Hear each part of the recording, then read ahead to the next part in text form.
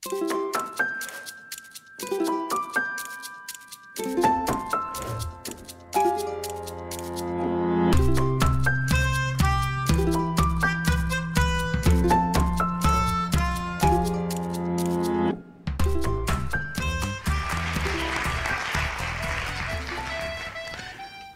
evening.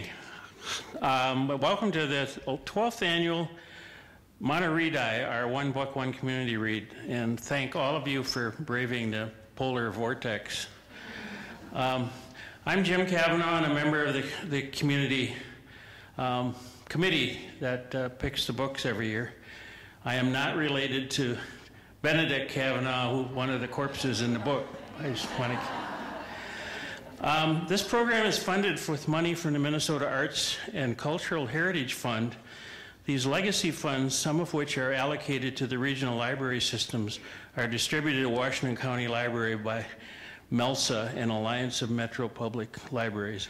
Little history of the MahtoREADi program. In 2003, Community Education Advisory Board asked some members to explore the idea of sponsoring a community-wide reading event, like the first such event, Seattle Reads, which began in 1998. We were one of the very first communities in the state of Minnesota to have an event like this. Now everybody's got it pretty much. So, since Minnesota is rich with authors, we decided to highlight a local author who could visit the community for a culminating event called An Evening with the Author. The author is announced in the fall preceding the event that is held the following fall. Community members read the book over the year, and in the end, we get a chance to meet the author. We have been blessed with some terrific authors over the years, and we are blessed again to have tonight's author join us. Our author tonight was born in Crawfordville, Indiana, a while ago. I'm not giving the date. And married Patty O'Brien, tonight's terrific musicians, in 1987. Erin has a BA from St. Olaf College and an MA from the University of Minnesota. She has written 4 novels. Her first one was Haunted Ground in 2003, followed by Lake of Sorrows in 2004, False Mermaid in 2010, and tonight's book, the Book of Killowen, in 2013. They have been bestsellers all over the United States and Europe.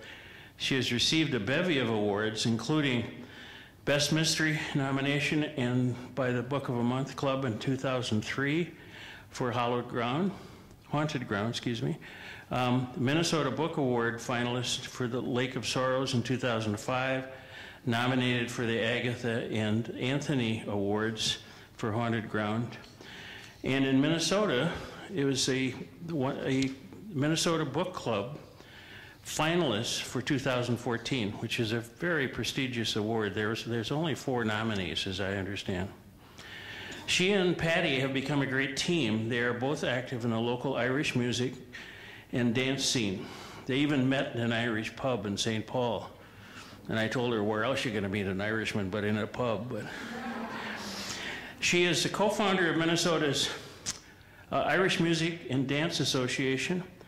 And Patty has written his own book, a memoir called The Road to Castle Barno, which is about growing up playing Irish music in rural Ireland in the 50s and 60s. So with that, please join me in welcoming this year's author, Erin Hart.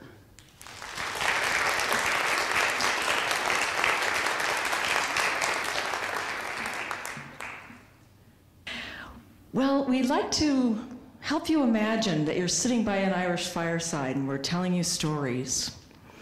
Patty will give us a few tunes from now and again, and I'll tell you a little bit about my novels, and particularly the Book of Killowen, and how it came about, and sort of how the writer's mind works, how this writer's mind works anyway.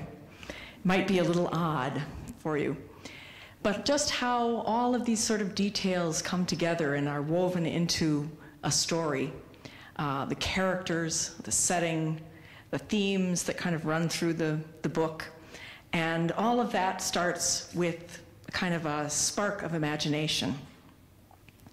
If anybody knows my previous work, and some people here have read Haunted Ground, I talked to you tonight, you know that it begins with a strange discovery in an Irish bog.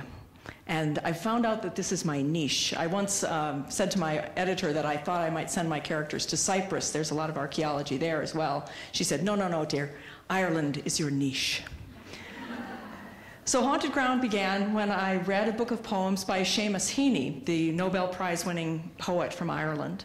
And in his collection, there was a poem called Bogland. And in it, he describes many of the artifacts and strange objects that turn up in Irish bogs. And there was a particular set of lines that leapt out at me from this poem. They've taken the skeleton of the great Irish elk out of the peat, set it up, an astounding crate full of air. Butter sunk under more than 100 years was recovered salty and white. Now that really struck me. And so I was visiting friends in Ireland a few months later, and, you know, making conversation after dinner one night, I asked my friend's mother, did you ever hear of people finding butter in the bogs? Is that really true? She said, oh, they find loads of things in bogs. She didn't tell me her son-in-law was the head of the archaeology department at UCD in Dublin, and his father had been the head of the National Museum. So between the two of them, they'd found dozens of really, really interesting artifacts in the Irish bogs. She said, oh yes, they find wooden practice swords from the Middle Ages and wooden roads from 2,000 years ago, oak logs and birch logs perfectly preserved in the peat. The birch bark is still intact, you know. I was just agog at all of this. Then she said, oh yes, and I remember hearing a story about two brothers who were cutting turf in the west of Ireland who came across the perfectly preserved severed head of a beautiful red-haired girl. I thought, that is the opening for a mystery novel if I have ever heard one. I only kept a journal while I was traveling, because then my life was interesting enough to write about, you know. So in my journal it says, thinking of writing a novel about a red-haired girl whose head is found in a bog. Then there's a pause and it says, maybe a movie. This is how ambitious. And ask me what I'd written to that point, and it was pretty much that journal, you know. Last entry for the day says, must find out more about bogs. This was the summer of 1986, so it took me 16 years to write that book, 10 years thinking about it, and 6 years writing. And when I decided I was going to write it, I had this agent who was kind of interested, and I sent her the first 50 pages, and she said, and this is a series, right? And I said, yes, it is. I was no fool. So then I had to figure out what the second book was going to be about. And I like to have a sort of an overarching theme. And so in Haunted Ground, it was the fact that the past is never really past. It's always with us. It's always underfoot. In a place like Ireland, that is really definitely true. Things from the Stone Age, the Bronze Age, the Iron Age are with people every day in their everyday lives. So the second book was Lake of Sorrows. And in it, I began to visit all of the artifacts that were in the National Museum of Ireland. Beautiful gold pieces, necklaces from 2,000 and 4,000 years ago. Beautiful weapons that had been deposited in the bogs, they think as sacrifices to the gods. And there were people in the National Museum as well, bog people, who they also thought were sacrifices or offerings to the gods. So this idea of sacrifice sort of began to percolate in my small little brain. And I thought, I'll make a story that's about sacrifice and these holy places where these things were offered to the gods. And they were watery places, rivers, wells, bogs, were all considered holy places in ancient times because they were not quite land, not quite water, something sort of in between, kind of a threshold between the worlds. And I thought that was a really interesting idea, so I played around with that a little bit. And introduced in the first book two major characters, the two main characters, Cormac Maguire, who's an archaeologist, and Nora Gavin, who's a pathologist. And they kind of meet in the first book, and they work together. They are called out whenever someone turns up in a bog. So again, they work together in Lake of Sorrows. And part of their backstory is that Cormac's father left his family when he was about 10 years old, so he's always kind of felt abandoned by his father. And Nora is kind of retreated to Ireland from St. Paul, where she was raised, because her sister was murdered in St. Paul 5 years previously. And so she has sort of had this hanging over her. She's wanted to solve that crime and never had enough evidence to convict her brother-in-law, whom she suspected. So in the third book, False Mermaid, Nora returns to St. Paul to try and solve that case once and for all, find out what happened to her beloved sister. And Cormac is stuck back in Ireland visiting his father, who hasn't been well, and he gets pulled into a case that's about a woman who disappeared about 100 years ago, who was thought to have been a selkie. Anybody know what a selkie is? Anybody ever hear of selkies? They're almost like mermaids. They're seals who shed their seal skins and become human temporarily. And usually, as the story goes, the seal skin is taken away by a fisherman. And so she marries the fisherman and has some children by him. And when she rediscovers her seal skin a few years later, she must return to the sea. So it's all about kind of living a divided existence, neither fish nor fowl. And what's your identity? What is your true shape and your true identity? And so there are parallels with Nora's sister's story as well, because she is a kind of shapeshifter. So there are all these themes kind of running on the undercurrent of the stories, underneath the mystery and the history and all of the different elements going in the story. So when I came to write the fourth book in the series, I thought, what might this be about? And fortunately, things keep turning up in Irish Bog, so I don't even have to look very far. I get like 100 emails and Facebook messages every time something turns up. So fortunately, a friend emailed me and said, they've just made the strangest discovery in this place called Fadden Moor in Tipperary. It's in northwest part of County Tipperary, and this is a peat bog that they're cutting big blocks of peat, about this size, for peat moss for gardening. It's not the kind of peat that you would burn in your fireplace, which is to be much darker and denser. So this is good for gardening. So when I heard about it, my aunt and I had to go and visit the place. There's my boot, so you can see exactly how big the blocks of peat are. So they're using these big machines, and they're cutting along these trackways and these banks of turf. And the guy on the right in this picture, Eddie Fogarty, what's he thinking, wearing white pants on a bog? It's crazy. He was cutting along, and he saw something fall out underneath the blocks of peat that he was cutting. And he jumped down, and here's what he saw. Anybody have a guess? Ooh, I'm hearing some good ideas. Oh, yes. The clue is right on the front of the novel. It is a book, and it is a book from maybe the 8th or 9th century that had been in the bog for more than 1,000 years. So he knew exactly what to do. He knew that he had to cover it up with wet peat again, and he called the National Museum and he said, I think I've found something here that is like the Book of Kells. Now, do you know the Book of Kells? Highly decorated, really beautiful set of Gospels.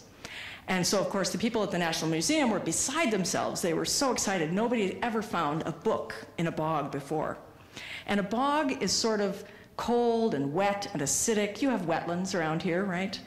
They're like that. They're like lakes that have filled in with cattails and reeds and vegetation, and sphagnum moss grows there. And pretty soon, it's just clogged with sphagnum moss, and the only thing that'll grow on top of sphagnum moss is more sphagnum moss. So that's what preserves things in a bog: the cold, the wet, the slight acidity, and there are chemicals in sphagnum moss that inhibit bacterial growth. So once you're down a few layers, it's an anaerobic environment. No bacteria, no mold, and that's why organic materials are preserved in bogs. So they were just beside themselves about this book. They rushed out to the bog, and they found that the book had gone into the bog open. It was open to a page, and they could read the writing on the page. And that's how they understood what it was. About 4 lines down, you can see the words, in vuale lacrimarum. And if you know Latin at all, you know that means in the vale of tears. So the guy from the National Museum recognized that as one of the Psalms. If you Google that little phrase, it comes up, Psalm 83. So they knew this was a book of Psalms. It was amazing. But the book was not really in great shape. You can see that a lot of the pages are just in fragments and tatters. So they sent it off to Trinity College Library, to John Gillis, who is a conservator there, and he worked for 2.5 years peeling apart all of these wet pages, trying to dry them and preserve them as best he could. And he must have been just completely frustrated because all of these words were kind of dissolving in front of his eyes, in his hands. He was able to save a few of the pages, but he could see capital letters and he could see gold edges of pages, and none of those colors really survived, at least in the parts that are on display now at the National Museum. But it was really an incredible, incredible find. And so, of course, mystery novelist in me is thinking, how do I turn that into a story? One of the really amazing things about the book was because the letters were written with substance called iron gall ink. It's made from oak galls, which are the little false fruits that grow at the end of an oak branch. And the monks used to dry those and grind them up, mix them with a few iron shavings, gum arabic, a bit of vitriol, and that would make a very good, basic, dark ink. So most of the ancient manuscripts that you see, most of the writing is done in this iron gall ink. Because of the tannic acid in the ink, where the letters are written, the page was preserved. The calfskin page was preserved by the tannic acid. And where the letters weren't written, it kind of dissolved into gelatin. So he spent a lot of time with the tweezers picking out these letters that were preserved in this kind of alphabet soup, if you can imagine that. It was just incredible. He was almost more excited about the wrapper that the book came in than he was about the pages themselves. It was made of pigskin, and it was lined with a material he thought he recognized, wasn't sure, sent a sample off for testing, and it came back, yes indeed, it was papyrus. It's the first papyrus they've ever found in an Irish manuscript. And they know this is an Irish manuscript because of the way the letters are made. There's a particular shape of the letters called the Irish hand, and all of the monks studied and made the letters in a particular way. So I remembered being back at the laboratory at Collins Barracks. This is a place that appears in some of my books. It's the conservation lab for the National Museum of Ireland. And I was doing research there in 1999. I was there one day, snapped this picture, and somebody had just brought in an artifact that had turned up in an Irish bog. What are the chances, you know? It turned out to be a satchel, a leather satchel about this size, had a long handle, kind of a flap over the front like a messenger bag, and they thought it might be from the 8th or 9th century. So here's what a satchel from that era might look like. This is one from Armagh, from 9th century. Really beautifully decorated. I'm not sure if the one that they found when I was there was so fancy as that, but it'll give you an idea. Now the thing about Irish satchels is that this is what the monks in the 8th and 9th centuries used to store and carry their books. Their books wouldn't stand up like our books stand up because we put boards in them. Their books were quite soft, and so they would store the books inside a satchel, and they would hang the satchel on the wall of the scriptorium. And that way, when the Vikings showed up to raid them, they could just throw all the books over their shoulders and hightail it over the bog. So I began to think, they found the book, they found a satchel, and this satchel, funny enough, had turned up in a place called Fadden Moor in Tipperary, about 50 yards away from where the book turned up 7 years later. All kinds of coincidences. I don't even believe in coincidences anymore. So I thought, they found the book, they found the satchel. Where's the guy who was carrying the book in the satchel? Maybe he's in there too. You know, mystery writers always looking for a body. Whoops. I promised you pictures of bogmen. Here you go. This isn't actually an Irish bogman. It's a guy from England called Lindo Man, who you can see in the British Museum. But he would be sort of similar in condition to the bogman I was imagining, having carried the book and the satchel. And so I began to imagine what sort of a man would be carrying a book and a satchel across a bog. Would he perhaps be a scribe? Here's a wax tablet from, I believe, the 7th century. And the Psalms were very common use at that time. The monks would use them for their writing practice. They would always carry their own book of Psalms with them and recite and read from the Psalms. And they were expected to know them, memorize them. And I learned all that I could about scribes and their practice and all of their materials. I learned about the making of vellum, how you have to soak the hides and scrape all the hair off and stretch them on frames and flatten them and sand them and make them a very beautiful, smooth surface before you make them into a book. I learned about iron gall ink and all of the different recipes that the monks used, and where you collect iron or oak galls for the ink. And all of the strange materials that the monks used for their pigments and their inks. They would grind up insects to make a sort of a crimson ink. They used the gall bladders of eels to make yellow pigment.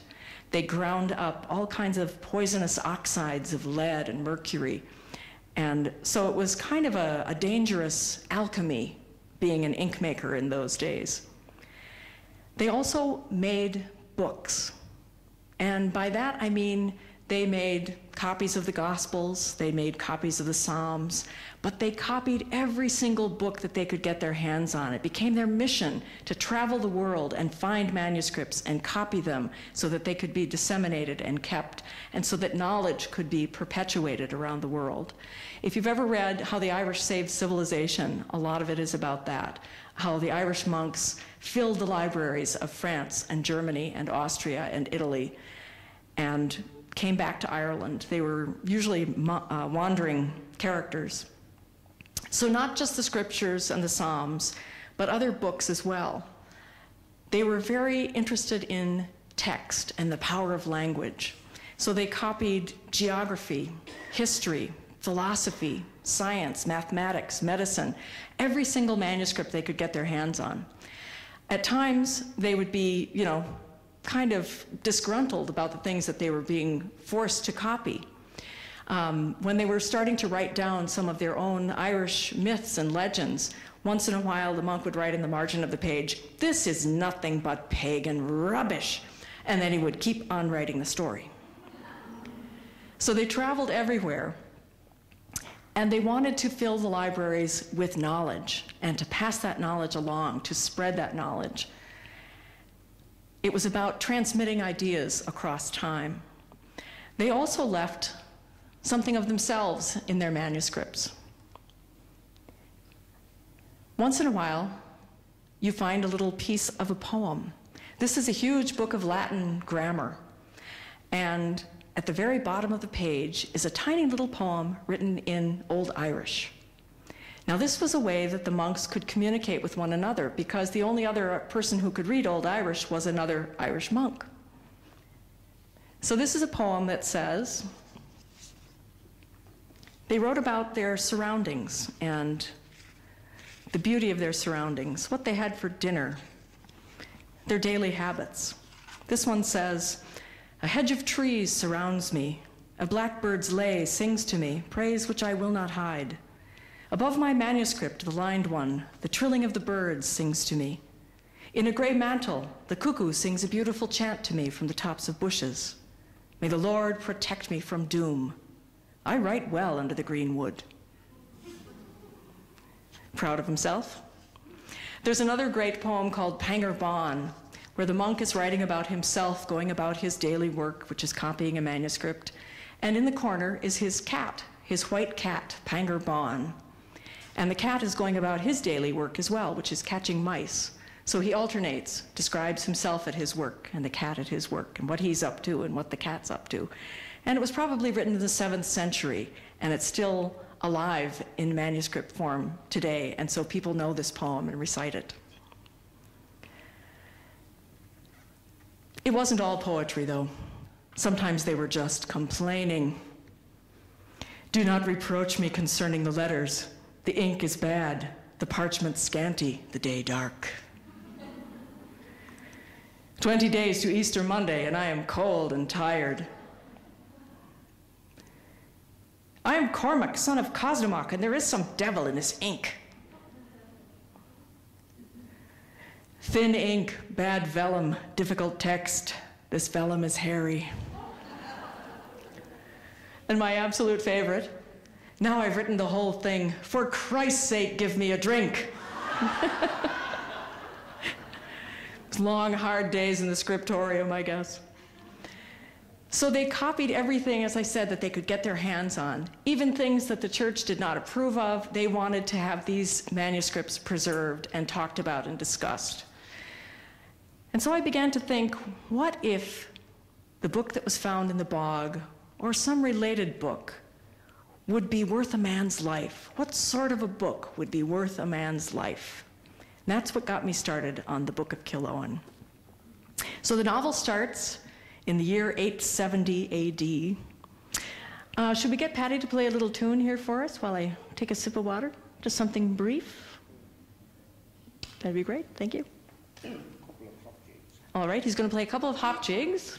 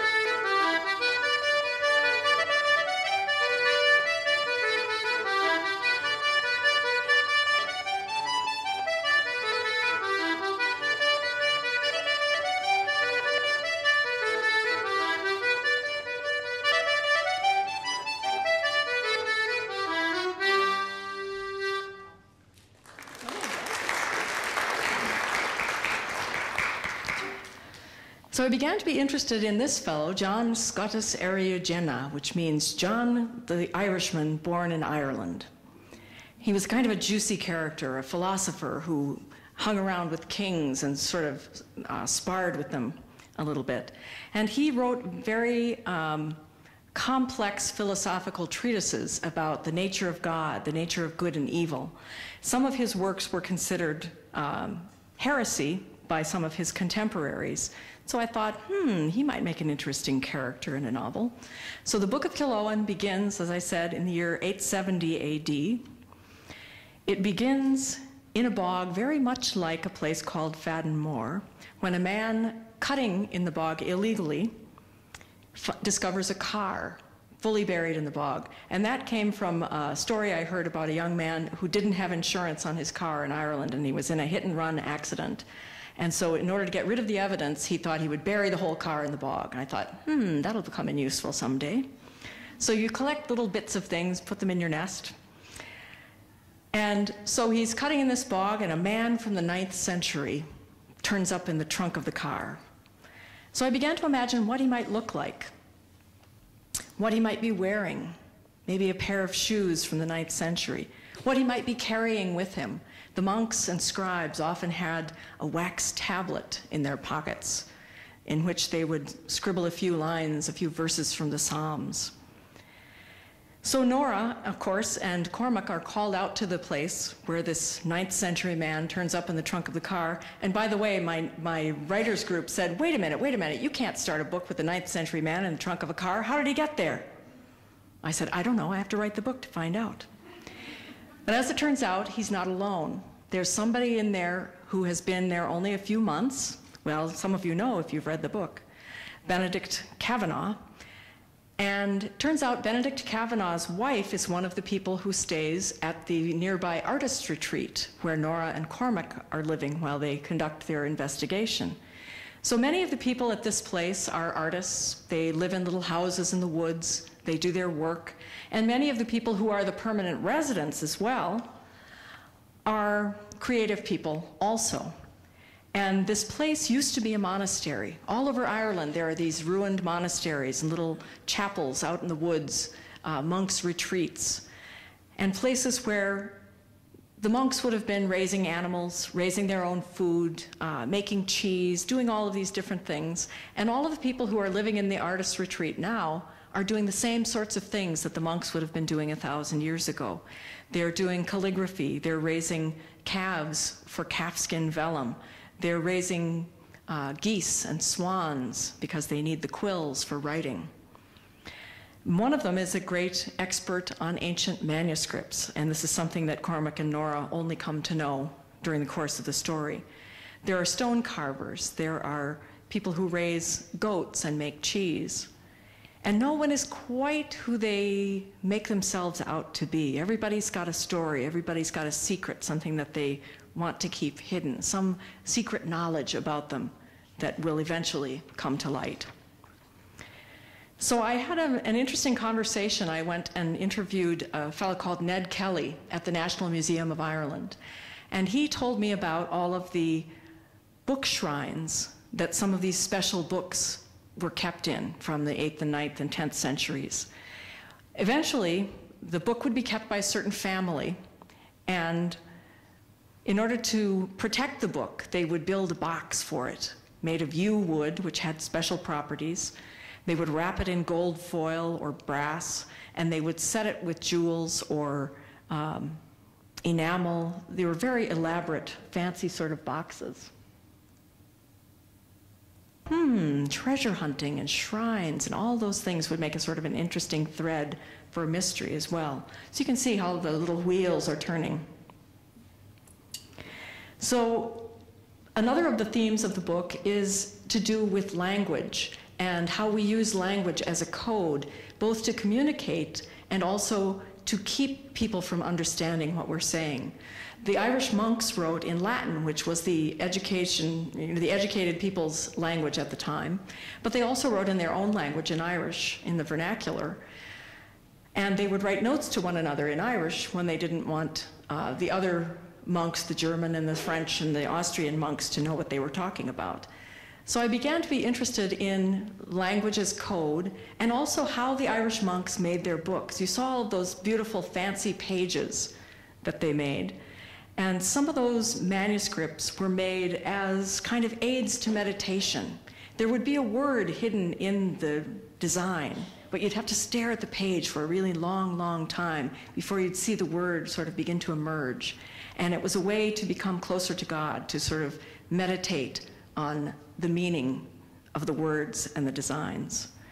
So the book is all about language, it's about knowledge, it's about how we use codes both to communicate and to prevent communication, and how we keep secrets. I'm also playing around with some ideas about how the characters view books and how we view books. Books have gone through a sort of a transition. Imagine living in a time in the 9th century when every single book in the world had been written by hand. I mean, imagine that. Every time I walk into a library, I feel the books kind of speaking to me. I feel the knowledge that's in all of those books just waiting to be discovered and rediscovered. So I was very interested in the book as a form. And we're having a debate right now about what is a book? Is a book a physical artifact, something you can hold in your hand, you can turn the pages, or is a book a collection of ideas, thoughts, words that can be transmitted in many different forms? Audio books, e-books, all those sorts of things. I think one of the characters says in the Book of Killowen that he has been reduced to a provider of content. God help us. This is what we writers are doing now. We're just providing content.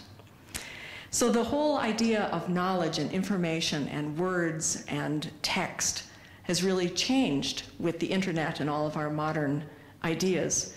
But has the book itself really changed? I'm sure when the printing press was invented, all the Irish monks were going around saying to one another, well, you know, it's not a real book unless it's been written by hand. So I get to play around with some of those ideas as well in the background of the, I hope, juicy mystery. I might, if you're in the mood for it, I might read you a little bit. Anybody care for that? I'll read a little bit from the prologue, the opening chapter, which is set in 870 AD. And it's the one in which, little scene in which Owen, who is a younger man, is a scribe, and he's been thinking about his education as a scribe and all the knowledge that's been passed to him about ink making and laying out the pages for a manuscript and marking the manuscript, and all of the knowledge that goes into the writing as well. He's traveling across Ireland with his master, who is a famous scholar, and as they travel, they're working on what he calls the master's great work. And at this moment, he is up in an oak tree because he's collecting a few more galls. He needs to keep collecting these oak galls and drying them so that he can keep making ink so that they can continue at their work. So he's up in the tree, he's got his satchel around him. The master is at the foot of the tree or down by a bog pool where they've spent the night, and he's sunning himself. It's a lovely morning. And Owen is thinking about what the day will hold. Owen looked down from his perch in the tree at the master, still sunning himself by the edge of a bog pool. The oak leaves around him stirred in the breeze, and the morning sunlight played on the water, making a golden checkerboard that seemed to move and meld together. And Owen was filled with such an unaccustomed feeling of well-being, his mind combining the contours of the oak leaf with the glinting ripples, all part of the enfolding mysteries of the Vita Aeternum. And he knew exactly what sorts of embellishments he would try out on the pages his master would dictate today. They would argue, and Owen would ask questions. He had become a part of the master's work. He was even allowed to add a gloss from time to time, adding the warmth of his breath to amplify the master's thoughts and words. It was a joyful thing, seeing their two hands on the page side by side. All at once, Owen's thoughts were disturbed by a distant, faint sound of horses approaching. A jagged panic shot through him. From childhood, his first impulse at the prospect of meeting unfriendly stares had always been to hide. And so he climbed higher in the tree, hoping to conceal himself amid its leathery green leaves. As he slipped from sight, a pair of horsemen came charging through the wood, pausing directly below the tree where he was concealed. The forest floor muffled any hoofbeats. All Owen could hear was the squeaking of leather saddles, the rasp of labored breathing. "There he is," the first horseman said to his mate, pointing through the trees at the master. "I confess it's beyond me why anyone should be frightened of such a weak old man." The second rider only grunted. They were so close below Owen that he could smell the rank odor of their bodies. There was an edge in the speaker's voice that said these two were fighting men. They seemed to know his master. What were they after? Owen felt a sudden whirlwind of words in his throat, trying to force their way out, and his first instinct, as always, was to keep them from escaping. He stuffed his fist into his mouth and bit down hard, pain erasing for a brief moment the overpowering need to speak. The first horseman spurred his mount out of the wood and down to the bog's edge, his silent second following. The master turned to them, offering the traditional greeting, "God be with you." In answer, he received a clout across the face that bloodied his lip and robbed him of breath. He staggered slightly, but did not cry out. Hidden in the oak, Owen felt the air around him crackle with danger. He must do something, help the master, but how? "Are you called John?" the first horseman demanded. "After the Baptist," the master replied mildly, "the very same." The first horseman gestured to the leather satchel at the master's feet and exchanged a glance with his mate.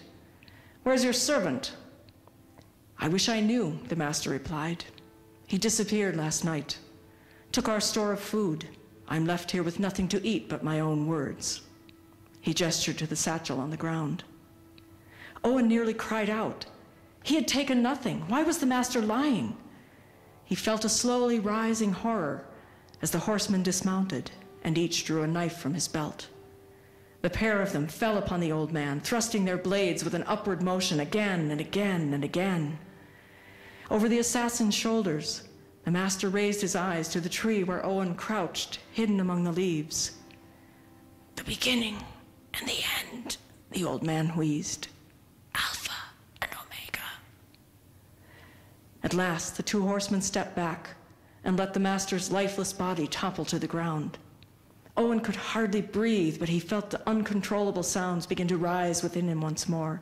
He bit down on his fist again, this time tasting salty blood.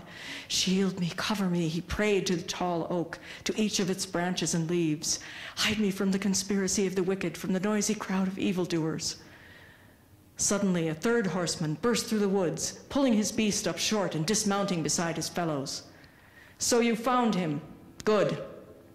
He spat on the master's body. "How goes it for you, heretic? No king to protect you now." The third man snatched up the satchel from the master's feet and looked inside, removing the book he found there and paging through it hungrily before flinging it aside. "Bloody fools," he shouted. "Amadons! You should have checked the book before you killed him. It's not the one we're after. It's only a bloody psalter." Owen felt the last word like another blow. The psalter was his own, the one he'd copied out for himself. But if the master had his psalter, what was in his own bag? He suddenly felt the weight of the satchel pulling him down like a stone. The third horseman wasn't finished. "What about the idiot's servant?" "Gone. We looked everywhere," the first assassin lied. The third man narrowed his eyes, trying to gauge whether his defiant underling spoke the truth. "Well, see that you find him. It shouldn't be too difficult. They say he howls like a banshee." He swung his leg over his horse again. "Now get rid of the body. See if you can manage to get that right." Owen could only watch as the two men dragged his master out onto the bog. They pushed the body into a dark pool, waiting until it was swallowed up without a sound. Almost as an afterthought, the second horseman reached for the psalter and satchel and flung them into the pool as well. Still hidden in the tree, Owen covered his mouth and wept silently, watching as the open book seemed to float for a few seconds, like a pale pair of wings, and then submerged.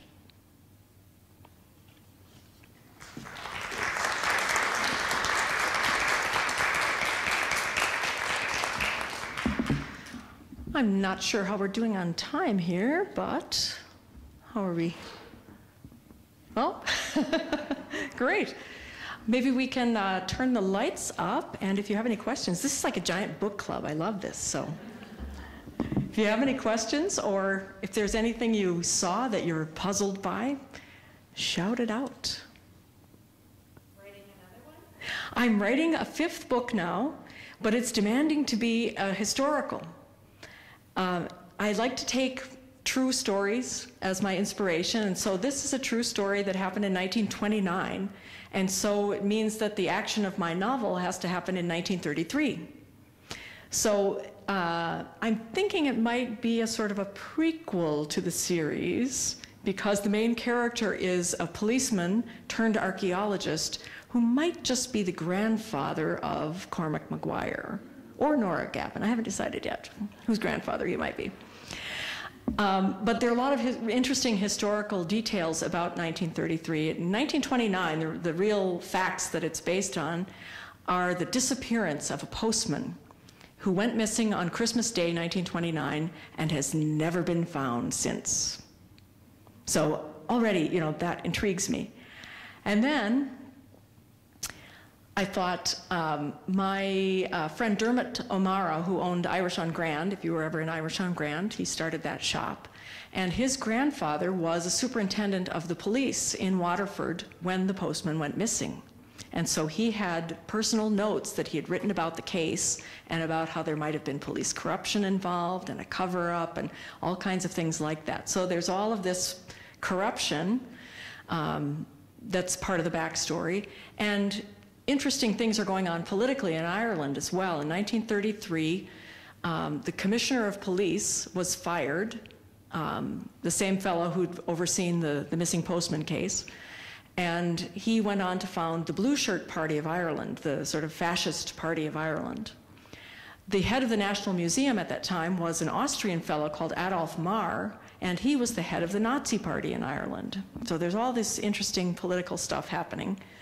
And in 1933 also, Harvard University sent over a team of archaeologists, sociologists, and physical anthropologists to study the people of Ireland and their glorious ancient past, sort of to dredge up the Iron Age and Bronze Age glories of Ireland.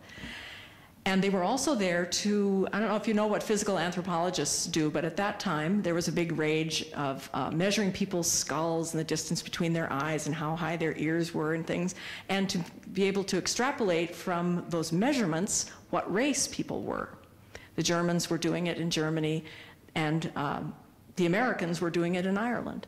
So this is all going on as well, and sort of the idea of racial identity was very big at that time. So all of these things will sort of play a part in my new story. So I'm having fun with all of those things. And I was just in Ireland in September doing some more research about it. So I've moved the story from Waterford to County Clare, so it'll take place in the Burren in County Clare, where there are a lot of underground rivers and caves and hidden places underground, which sort of lend themselves as a landscape for that kind of story. So somebody asked me out in front if I had any discipline. I was like, no, where can I get some?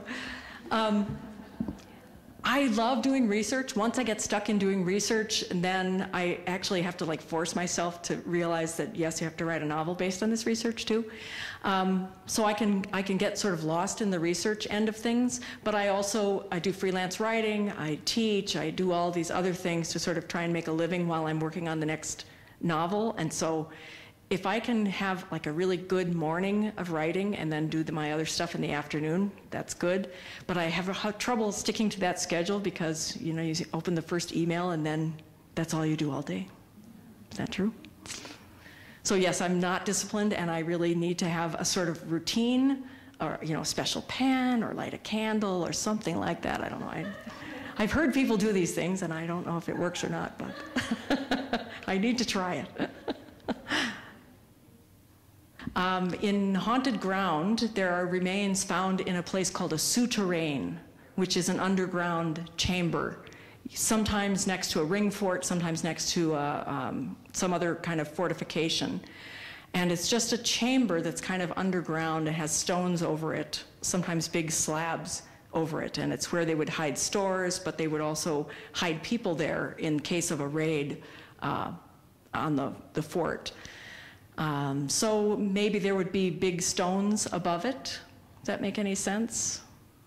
I should put some pictures on my website of some of these locations. Yeah. There's usually a small opening at one end of a souterrain, sort of a small little tunnel-y sort of a thing that you can crawl into. Does that make sense? Okay. Yes, when they find his body in the car, he's wearing a signet ring with his initials. That's one of the ways that they're able to identify who he is. Yes, you kind of have to make a chart. All the little clues that are stitched in there, you know.